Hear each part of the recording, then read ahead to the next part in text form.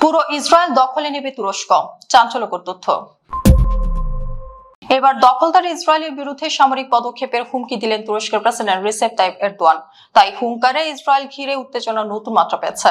ফিলিস্তিন ও লেবাননে ইসরায়েলের কর্মকাণ্ডকে বর্বরতা আখ্যা দিয়ে এরদোয়ান ইহুদিবাদী ইসরায়েলের বিরুদ্ধে এই হুমকি দিয়েছেন। তার জবাবে ইসরায়েলি নেতাদের পাল্টা আক্রমণাত্মক মন্তব্যে দুই দেশের সম্পর্ক আরো তিক্ত হয়ে উঠেছে, আর এটি মধ্যপ্রাচ্যের পরিস্থিতিকে আরো অস্থির করে তুলতে পারে। ইসরায়েলি সংবাদ মাধ্যম জেরুজালেম পোস্ট বলছে, তুরস্কের প্রেসিডেন্ট রিসেপ তাইপ এরদোয়ান রবিবার ইসরায়েলের বিরুদ্ধে ফিলিস্তিন ও লেবাননের নৃশংসতা চালানোর অভিযোগ এনেছেন এবং প্রয়োজনে সামরিক পদক্ষেপ নেওয়ার হুমকি দিয়েছেন।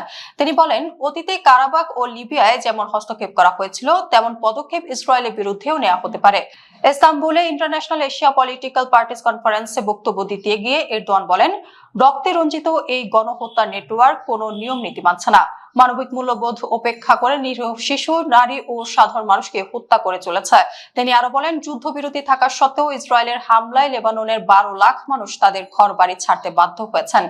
প্রসঙ্গত, তুরস্কের প্রেসিডেন্ট রিসেপ তাইপ এরদোয়ান ইসরায়েলে আক্রমণের হুমকি দিয়েছেন এমন একটি ভিত্তিহীন সংবাদ প্রকাশের পর তার নিজেদের ওয়েবসাইট থেকে সরিয়ে নিয়েছে ব্রিটিশ সংবাদপত্র দ্য ডেইলি টেলিগ্রাফ।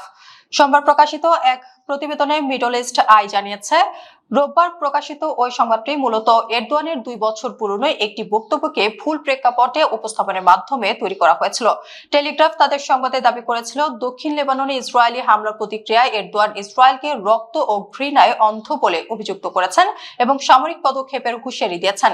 তবে প্রকৃতপক্ষে ওই উদ্ধৃতিগুলো ছিল 2024 সালের জুলাই মাসে তুরস্কের রিজে শহরে একে পার্টির এক স্থানীয় সভায় দেওয়া এরদোয়ানের পুরনো বক্তব্যের অংশ। ডেইলি টেলিগ্রাফের সেই প্রতিবেদনে এরদোয়ানের বরাতে বলা হয়েছিল, আমরা যেভাবে লিবিয়া এবং কারাবাখে প্রবেশ করেছি, ইসরায়েলের ক্ষেত্র তেমনটা করার পথে কোনো বাধা নেই। এই খবরটি প্রকাশের পরপরই ইসরায়েলি সংবাদ মাধ্যম জেরুজালেম পোস্ট ও মারিভ সহ বিভিন্ন সংবাদ মাধ্যম দ্রুত ছড়িয়ে পড়ে। তবে সোমবার তুরস্কের সরকারের পক্ষ থেকে এক বিবৃতিতে এই দাবিকে সম্পূর্ণ ভিত্তিহীন বলে প্রত্যাখ্যান করা হয়।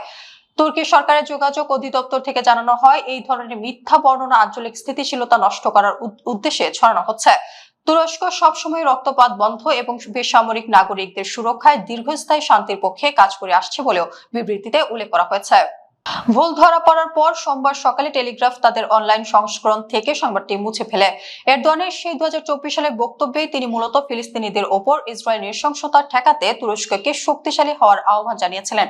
সেখানে তিনি লিবিয়া ও কারাবাখের উদাহরণ টেনে সামরিক সক্ষমতার কথা উল্লেখ করেছিলেন, যা বর্তমানে নতুন করে ছড়ানো সংঘাতের সাথে সম্পর্কিত ছিল না।